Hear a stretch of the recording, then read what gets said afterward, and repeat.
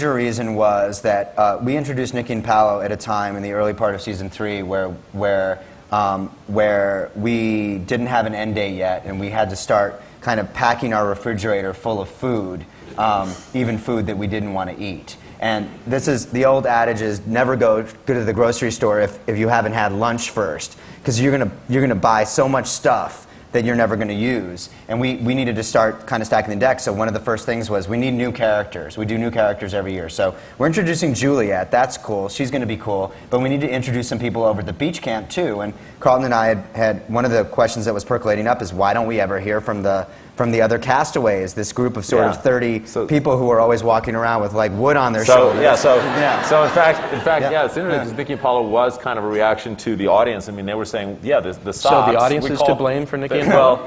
Well, Lauren, you said it, not us. If you want to...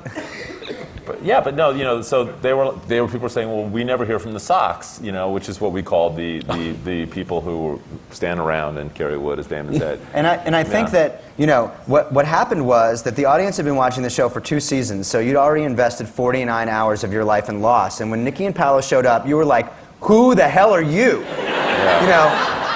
Like, I have a right to be here, but I never saw you before, and don't pretend like you were here before, because I know you weren't. And I think people were angry that we tried to sort of reinsert them into the backstory of the show and stuff, and then the episode... It's called retcon, and then the episode where we actually sort of, killed them off was a real... kind of an acknowledgement of the audience, and so that was the other episode beside Across the Sea that was really polarizing, because I think people who really held the show closely were like, how dare you actually acknowledge that the audience is influencing the course of the narrative, and but it was, and other people liked it because it was sort of a tongue-in-cheek. Okay, we messed up. Now we're going to bury them alive.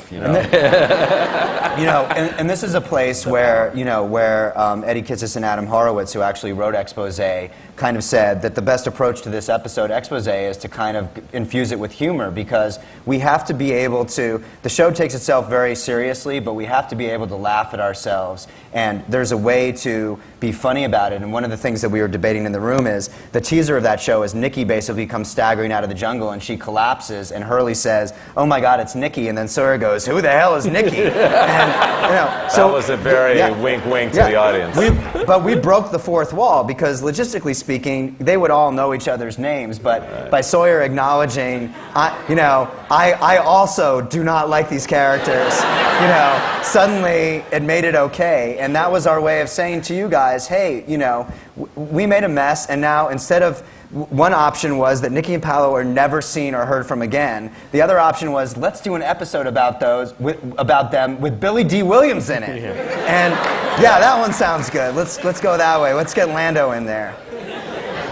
How many Star Wars references are you going to work into tonight's Time Talk? There is a very prevalent Star Wars reference in the first 7 minutes of the finale. Okay. Our next reader. Shut up. What? Our next question from the theater audience comes from David Skidmore in Murfreesboro, Tennessee. When you were kids, what TV show made you say, "I want to do that"?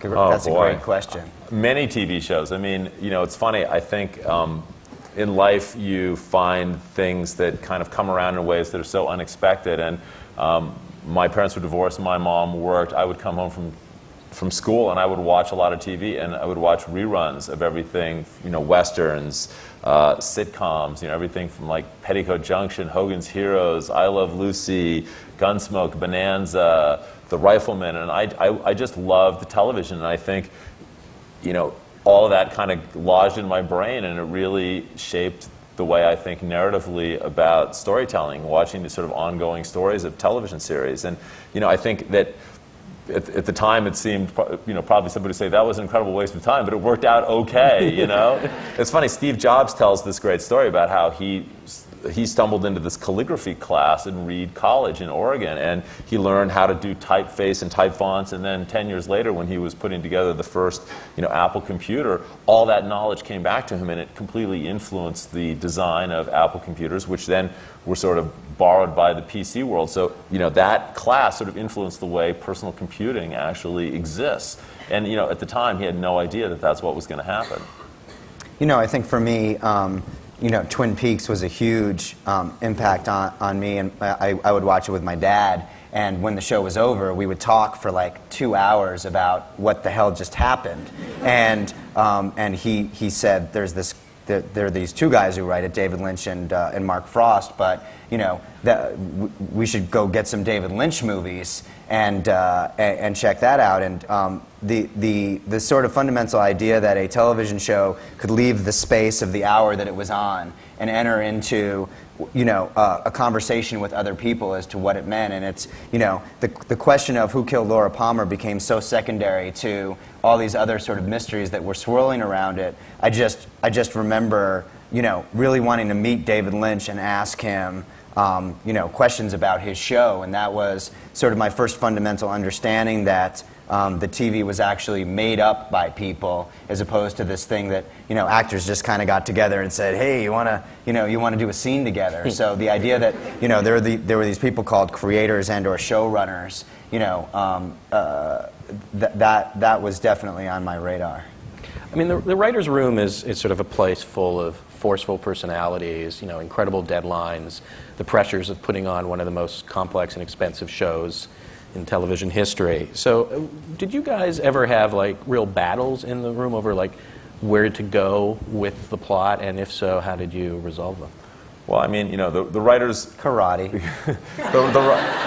It's the only way. We worked out every beat of every episode of Lost, kind of in this collaborative environment. We sit in a writer's room, and in this, we had a different number of writers each year, and the writers changed somewhat over the course of the 6 years of the show. But we would sit around a table, and there were big whiteboards there, and we would talk about the show in great detail and put the beats of the story up, beat by beat, act by act. We used the sort of commercial break structure of network television as an organizing tool. And every writer who comes to work on the show has a point of view and brings something to the table. And the best thing that they can do is argue for their point of view. And our role is really to serve as guides and referees to those discussions. So we contribute ideas, and yes, ultimately we are the final arbiters of which ideas sort of move the story forward. But everybody's pitching all the time, and people get very passionate about pitching stuff. And you can see the influence of certain writers on the show. And for instance, Eddie Kitsis is a guy who was very obsessed with these sort of minor characters who he kind of gave life to and imagined. So like Frank Lapidus or Frogurt were so much the product of Eddie. And the greatest thing for Eddie was Frogurt getting shot with a flaming arrow. That like made him feel, But at the same time, that he and his partner Adam Horowitz, they also they were sort of the soul of Hurley, and so they wrote a lot of the great episodes with that character. And I think in hindsight, looking back, I think we would say we could never have done that alone. And the community of collaboration between these writers made the show so much better. And I think what we try to do is basically, I think we as a society emphasize individual achievement so much, and I think that television is really about collaborative achievement. And I think the best thing that we could do as sort of the showrunners and leaders of this operation was try to get the most out of our collaborators and create an environment where everybody contributed to stories. And it was to such a degree that certainly by the end of each season, we would be so behind, we would be finishing the story breaking process with 3 or 4 days ahead of when the script had to be prepared for filming. And we would just break the script down into scenes, and then people would write in various individual scenes, and everybody was so in tune with the narrative that they could write 3 scenes of a script, and then we would stitch them all together, and then Damon and I would rewrite them, but it would all feel very much of a whole when it was put together. And the tone of the writer's room never felt like we got into arguments. I mean, it felt a lot more like like jury deliberation deliberations than a courtroom. So it wasn't like, you know, we would walk in and say, allow me to present the case for why Sun and Jin must die. And then someone goes, no, no, you can't kill them. It's like, we basically come in and we've got the case. We know we're going to do this. We've been talking about this for a while. And it's like everybody wants to arrive at a guilty verdict, but everyone kind of has to be convinced in their own way. So, and then in some cases, you can be doing that for 3 days, and then someone will say, but, you know, but what if we don't kill them? Let's talk about what the implications of that would be. And then you have a very active sort of conversation about it.